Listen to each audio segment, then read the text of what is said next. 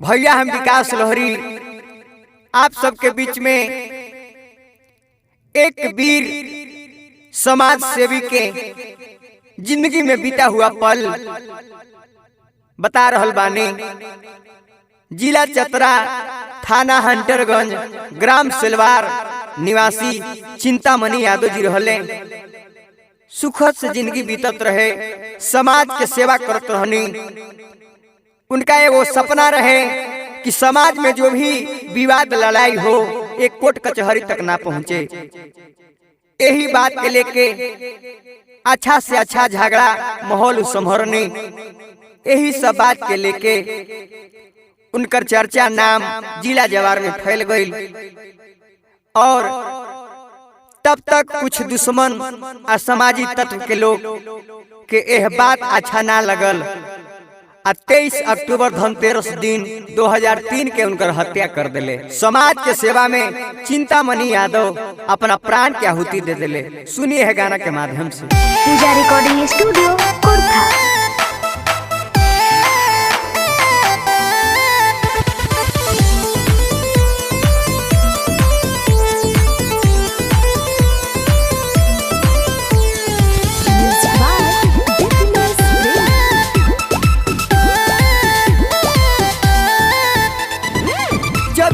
जिला के रहले ललनवा हरवा रहे से लवार हो।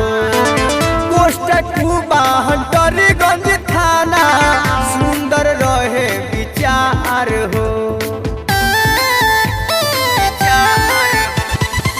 चतरा जिला के रहले रतनवा हरवा रहे से लवार हो।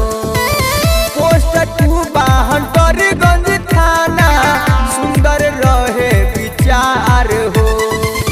चिंतामणि जी रहल महानवा जानत रहे जन जन जानवा ले होली हल। पपिया कवन दुश्मन जानवा ले होली हल। पापी कवन दुश्मन जानवा ले होली हल।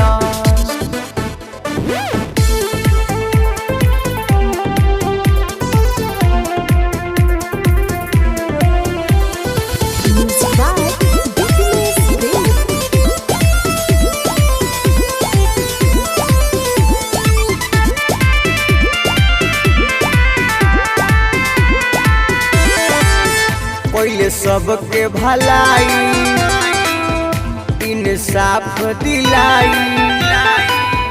बस गई सबके दिल में भाईचारा बनाई। पहले सबके भलाई इंसाफ दिलाई।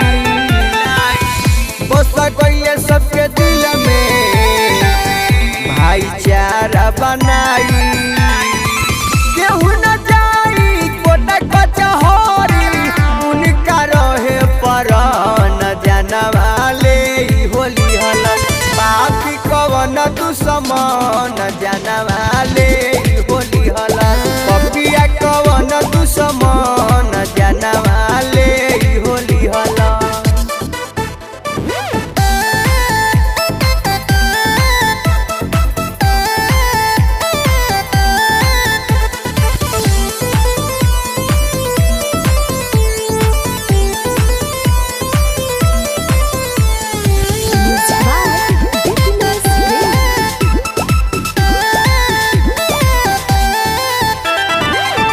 रहे देशया कटुआ धनतेरस गुरुवारवा। बोले दुखावा में डूबी भैया पूरा परिवारवा।